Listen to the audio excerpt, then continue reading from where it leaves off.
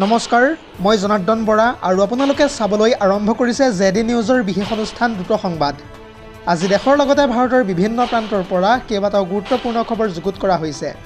তাৰে ভিতৰত প্ৰথমটো খবৰেই হৈছে এটা বহুতেই বেছি গুৰুত্বপূৰ্ণ খবৰ, কিয়নো অসমত উপস্থিত হৈয়ে এইবাৰ মুখ্যমন্ত্ৰী হিমন্ত বিশ্ব শৰ্মাক অপেন চেলেঞ্জ কৰিছে আছাদুদ্দিন ওৱেইছিয়ে। আছাদুদ্দিন ওৱেইছিয়ে এই সন্দৰ্ভত কয় যে মুছলমানক গুলিয়াব বিচৰা মুখ্যমন্ত্ৰীয়ে প্ৰথমতে আছাদুদ্দিন ওৱেইছিক গুলিয়াব লাগিব। আছাদুদ্দিন ওৱেইছিয়ে মুছলমানক সহায় কৰিবলৈ আহিছোঁ বুলিও এতিয়া ডাঙৰ মন্তব্য কৰিছে ওৱেইছিয়ে। ইয়াৰ উপৰিও আছাদুদ্দিন ওৱেইছিয়ে কয় যে সমগ্ৰ অসমৰ মুছলমান একত্ৰিত হওক, বিজেপিক ৰুধিবলৈ একত্ৰিত হ'ব লাগিব অসমৰ মুছলমানসকল, যিহেতু অসমৰ মুছলমানৰ ওপৰত বৰ্তমান সময়ত অত্যাচাৰ চলাইছে বিজেপিয়ে। মুঠতে এইবাৰ মুখ্যমন্ত্ৰী হিমন্ত বিশ্ব শৰ্মাই ক'ব লাগিব মুছলমানৰ কামিহাৰ ক'ত ভাঙিব। লগতে অসমৰ মুছলমানক গুলি কৰিব খোজা হিমন্তই প্ৰথমতে ওৱেইছিক গুলিয়াব লাগিব। অসমৰ মুছলমানক শেষ কৰাৰ পূৰ্বে মোক শেষ কৰক মুখ্যমন্ত্ৰী হিমন্ত বিশ্ব শৰ্মাই। মুছলমানৰ ওপৰত অত্যাচাৰ কৰি থকাৰ মাজতেই অসমৰ মুছলমানক সাহস দিবলৈ মই অসমলৈ আহিছোঁ। কোনেও হিমন্ত বিশ্ব শৰ্মাক ভয় কৰাৰ কোনো দৰকাৰ নাই। কোনেও জীয়াই নাথাকে, অন্যায় এদিন শেষ হ'বই। মছজিদ, দৰগাহ আদি কাঢ়িলোৱাৰ যিহেতু চেষ্টা কৰিছে বিজেপিয়ে, সেয়েহে এইবাৰ মুছলমান নেতাক শক্তিশালী কৰিব লাগিব। যিহেতু ইতিমধ্যে অসমৰ মুছলমানক ঘৰৰ পৰা উলিয়াই দিয়া হৈছে, এনকাউণ্টাৰ কৰা হৈছে, এনকাউণ্টাৰৰ নামত অত্যাচাৰ চলোৱা হৈছে একাংশ মুছলমানৰ ওপৰত, বাংলাদেশীৰ নামতো হাৰাশাস্তি কৰা হৈছে। এনেদৰে এতিয়া কেতবোৰ বিস্ফোৰক মন্তব্য কৰিছে বৰপেটাত নিৰ্বাচনী প্ৰচাৰ চলাবলৈ আহি AIMIMৰ নেতা আছাদুদ্দিন ওৱেইছিয়ে। আজিৰ আমাৰ পৰৱৰ্তী খবৰটো হৈছে মধ্যপ্ৰাচ্যৰ যুদ্ধক লৈ আহি পৰিছে এটা ব্ৰেকিং নিউজ। কেইটামান মুহূৰ্তৰ পূৰ্বে ডনাল্ড ট্ৰাম্পক এটা নতুন নাম দিয়া হৈছে, যুদ্ধ অপৰাধী ডনাল্ড ট্ৰাম্প, কিয়নো ইৰাণত আমেৰিকাৰ আক্ৰমণত ভয়ংকৰভাৱে ক্ষতি হোৱা দেখিবলৈ পোৱা গৈছে। ইৰাণত বৰ্তমান সময় পৰ্যন্ত প্ৰায় 1900 নিৰীহই প্ৰাণ হেৰুৱাইছে। লগতে 5000 ইৰাণীয়ান সেনাই নিজৰ দেশক বচাবলৈ গৈ হেৰুৱাবলগীয়া হৈছে প্ৰাণ। ইয়াৰ উপৰিও 1 লাখ গৃহ ধ্বংস হৈ পৰিছে আমেৰিকা আৰু ইজৰাইলৰ আক্ৰমণত, আৰু তাৰে পৰিপ্ৰেক্ষিতত লাখ লাখ লোক গৃহহীন হৈ পৰিছে। তেওঁলোকে কি খাব, ক'ত থাকিব, ক'লৈ যাব, এই সকলোবোৰ ভাবি নিৰুপায় হোৱাৰ লগতে দিশহাৰা হৈ পৰিছে লাখ লাখ ইৰাণীয়ান নাগৰিক। আৰু ইয়াৰ পিছতেই সমগ্ৰ বিশ্বজুৰি ডনাল্ড ট্ৰাম্পক সকলোৱে মিলি এটাই নাম দিছে যে যুদ্ধ অপৰাধী ডনাল্ড ট্ৰাম্প। মধ্যপ্ৰাচ্যৰ যুদ্ধত সৰ্বাধিক ক্ষতিগ্ৰস্ত হৈছে ইৰাণত।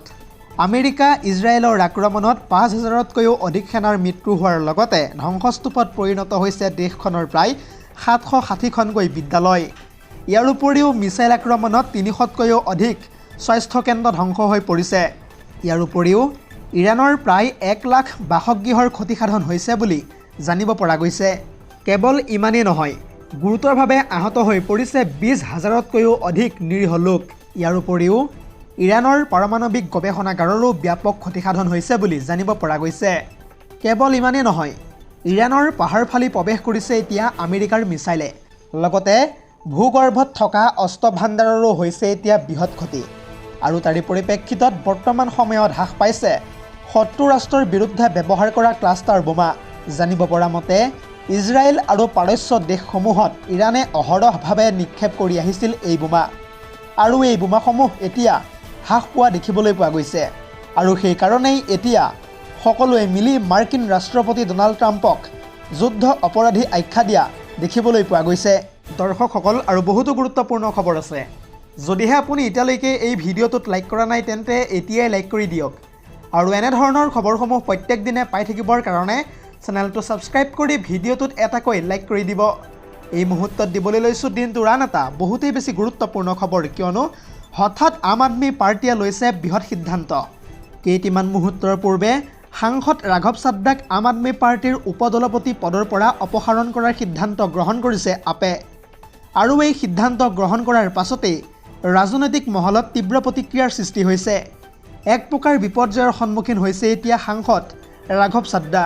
যিহেতু ইতিমধ্যে ৰাঘৱ চাড্ডাই ৰাজ্যসভাত কেইবাটাও ঐতিহাসিক বিষয় উত্থাপন কৰিছিল, আৰু তাৰ পিছতেই আম আদমি পাৰ্টীয়ে এক ডাঙৰ সিদ্ধান্ত গ্ৰহণ কৰা দেখিবলৈ পোৱা গৈছে। আপৰ সাংসদ ৰাঘৱ চাড্ডাক অপসাৰণ কৰা হৈছে উপদলপতি পদৰ পৰা। তথ্য অনুসৰি ৰাঘৱ চাড্ডাৰ ঠাইত ডক্টৰ অশোক কুমাৰ মিত্ৰলক নিযুক্তি দিয়া হৈছে আৰু তাৰ পিছতেই এতিয়া বিপৰ্যয়ৰ সন্মুখীন হৈছে সাংসদ ৰাঘৱ চাদ্দা। এটা বিগ পলিটিকেল আপডেট জনাই আছোঁ জেডি নিউজৰ সমূহ দৰ্শকক। ইতিমধ্যে আম আদমি পাৰ্টিয়ে কৰিছে বৃহৎ ৰদবদল। হঠাৎ ৰাজ্যসভাৰ সাংসদ ৰাঘৱ চাদ্দাৰ সন্দৰ্ভত এই সিদ্ধান্ত গ্ৰহণ কৰিছে আম আদমি পাৰ্টিয়ে। শেহতীয়াকৈ ৰাঘৱ চাদ্দাই ৰাজ্যসভাত মোবাইল ৰিচাৰ্জৰ পৰা আৰম্ভ কৰি কেইবাটাও ঐতিহাসিক বিষয় ৰাজ্যসভাত উত্থাপন কৰিছিল চাদ্দাই। ইয়াৰ উপৰিও কেজৰিৱালৰ লগতে আপৰ নেতা মন্ত্ৰীসকলেও আবকাৰী নীতিৰ পৰাও পাইছিল সকাহ আৰু তেতিয়াই অৰবিন্দ কেজৰিৱাল তথা আন নেতাসকলক সাক্ষাৎ কৰা নাছিল চাদ্দাই। লগতে সেই সন্দৰ্ভত কোনো মন্তব্যও দিয়া নাছিল ৰাঘৱ চাদ্দাই আৰু তাৰ বাবেই হয়তো ভিতৰি কোনো বিষয়াৰ বাবে দূৰত্ব বৃদ্ধিৰ কণ্ডল হোৱাৰো সন্দেহ প্ৰকাশ কৰিছে ইতিমধ্যে দলীয় শীৰ্ষ নেতাৰ সৈতে। হয়তো সেইকাৰণেই কেইটিমান মুহূৰ্তৰ পূৰ্বে ৰাঘৱ চাদ্দাৰ সন্দৰ্ভত বৃহৎ সিদ্ধান্ত গ্ৰহণ কৰিছে আম আদমি পাৰ্টিয়ে। আজিৰ আমাৰ পৰৱৰ্তী খবৰটো হৈছে আন এটা বহুতেই বেছি গুৰুত্বপূৰ্ণ খবৰ, কিয়নো জুবিন গাৰ্গৰ মৃত্যুত অভিযুক্ত অমৃতপ্ৰভা মহন্তৰ অধিবক্তাক এইবাৰ ধমক দিয়া হৈছে। হয়, আপুনি ঠিকেই শুনিছে, অমৃতপ্ৰভা মহন্তৰ অধিবক্তাক ধমক দিছে এইবাৰ শৰ্মিলা ভূঞাই। জানিব পৰা মতে অমৃতপ্ৰভাক নিৰ্দোষী সজাবলৈ একেখিনি কথাকে বাৰে বাৰে উত্থাপন কৰিছিল অধিবক্তাগৰাকীয়ে আৰু ন্যায়ালয়ৰ মূল্যৱান সময় অপচয় কৰাৰ অভিযোগত ক্ষুণ্ণ হৈ পৰে ন্যায়াধীশগৰাকী।